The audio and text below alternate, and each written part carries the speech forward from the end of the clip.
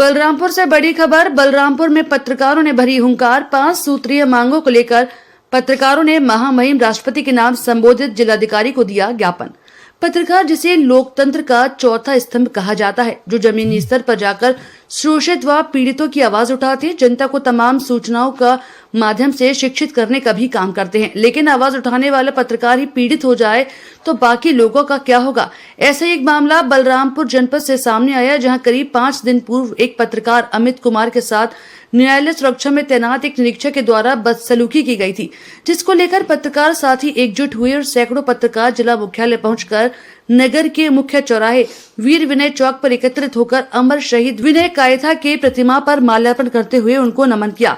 इसके पश्चात कलेक्ट्रेट पहुंचकर अपने 5 सूत्रीय समस्याओं को लेकर डीएम को ज्ञापन दिया। इस दौरान सबसे प्रमुख मांग पत्रकारों की रही कि न्यायालय सुरक्षा में तैनात जिस भी निरीक्षक के द्वारा ये पत्रकार साथी अमित कुमार के साथ बदसलूकी की गई है, उसके ऊपर तुरंत कार्रवाई की जाए। जिले भर के पत्रकार साथियों ने 5 सूत्रीय मांगों में प्रमुख मांग जैसे कि जिले में प्रेस क्लब का निर्माण हो, पत्रकारों के साथ हो रही उपेक्षा को बंद किया जाए, बलरामपुर समेत संपूर्ण उत्तर प्रदेश में पत्रकारों के साथ जो फर्जी उत्पीड़न किया जा रहा है, फर्जी मुकदमे में फंसाया जा रहा है, वे पूरी तरह से बंद किए जाएं। इन सभी मांगों को लेकर पत्रकारों ने शांतिपूर्वक जिलाधिकारी को ज्ञापन दिया। बलरामपुर से ब्यूरो रिपोर्ट। हम लोग आज तकरीबन 100 की संख्या में यहाँ पर इसलिए इकट्ठा हुए हैं क्योंकि पत्रकारों की अस्मिता पर अब सवाल खड़े होने लगे हैं और पत्रकारों की जो चौथा स्तंभ कहा जाता है हमें लोकतंत्र का, उसकी अस्मिता पर सवाल खड़े होने लगे हैं। कल आपने वो संसद भवन का वीडियो देखा होगा जो वायरल हुआ। भारत समाचार के एक रिपोर्टर हैं कानपुर में, उनके ऊपर 6-7 फर्जी मुकदमे लिख दिए गए और उसका जो भी साक्ष्य हो वो न्यायालय तय करेगा। इसी तरह से तमाम लोगों पे फर्जी मुकदमे डालना और तमाम तरह से प्रताड़ित करना।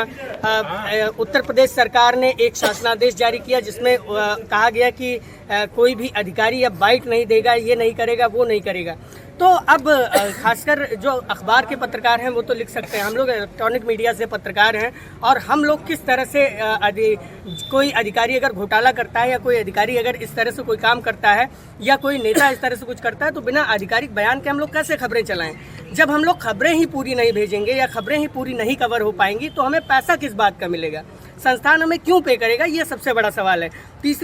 दूसरी सबसे बड़ी बात कि यहाँ पर लगातार जो चीज़ें चल रही हैं, जो बातें हो रही हैं, वो कहीं ना कहीं डिस्टर्बिंग एलिमेंट की तरह हैं और पत्रकारों के हित में नहीं है। हमारे पास ना तो बैठने की जगह है बलरामपुर जिले की अगर बात की जाए, जबकि अन्य जिलों में सूचना भवन, प्रेस क्लब का भवन बना हुआ है, वहाँ पे पत्रकार बैठते हैं, उनकी बात सुनने के लिए सूचना अधिकारी होता है और तमाम जिले के अधिकारी होते हैं।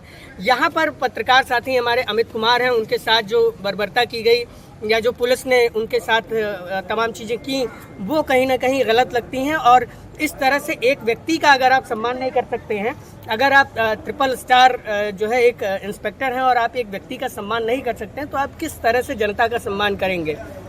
आम जनमानस को इस बात से भी खिन्नता है कि जब उनकी बात ही नहीं सुनी जाएगी, जब उनकी बात रखने वाला ही कोई नहीं होगा तो किस तरह से उन्हें न्याय मिल सकेगा। और सारी लड़ाई जो हम लोगों की है वो इसी बात की है कि हम लोगों को बाइट्स वगैरह प्रोवाइड कराई जाए, अधिकारी अपना पक्ष रखें। और आजकल जिलों में एक ट्रेंड चल रहा है कि कुछ भी हो जाए, कोई अधिकारी बोलना नहीं चाहता है। ये सबसे दुखद और सबसे गलत बात है। कोई नेता बोलना नहीं चाहता, ये सबसे दुखद और सबसे गलत बात है।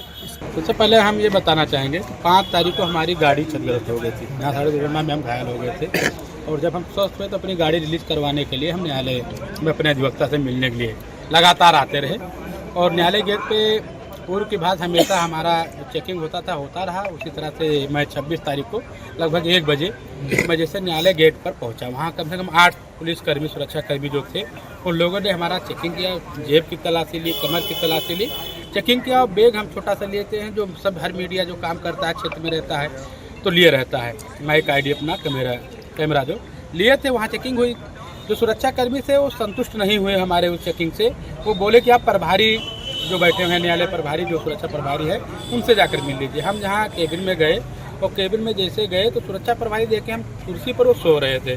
जब हम पहुँचे वहाँ हमके सर चेकिंग कर लीजिए, आपके सुरक्षाकर्मी संतुष्ट नहीं है, आप चेक कर लीजिए। जैसे ही हम अंदर घुसे वो सो रहे थे। उन्होंने कहा उसी कुर्सी पर लेटे लेटे कहे आप कैमरा और जो चीज़ें निकाल रख दो। हमने निकाल कर रख दिया। फिर मैंने कहा कि सर ये आपकी ड्यूटी है, आप बेल्ट खोले और पैंट पहन कर सो रहे हैं और चेकिंग करने आप के लिए आप यहाँ बाध्य हैं कि चेकिंग करेंगे। कोई बड़ा अनहोनी हो जाए, घटना हो जाए, अगर कोई ऐसा व्यक्ति आए आप इससे चेकिंग कर रहे हैं, बस इसी बात से वो नाराज़ हो गए। हमको माँ बहन की भद्दी भद्दी गालियाँ देने लगे और वो कहे कि तुम्हारे बाप के हम नौकर हैं, चेकिंग करें। तो मैंने कहा कि नहीं, बाप के नौकर नहीं है, आप जनता के नौकर हैं, जनता सेवक है। बस इससे वो और नाराज़ हो गए, आग बबूला हो गए और जनता को भी वो खरी खोटी बात कहने लगे। वहीं स्थानीय लोग जब भीड़ इकट्ठा होने लगी तो वहीं स्थानीय लोगों ने एक वीडियो बनाकर वो वायरल कर दिया। जो वीडियो मुझे मिला, तमाम हमारे पत्रकार साथियों ने उस वीडियो को वायरल किया, ट्विटर पर किया, लेकिन जिला प्रशासन उस पर कोई संज्ञान नहीं लिया, ना उस पर कोई जवाब दिया।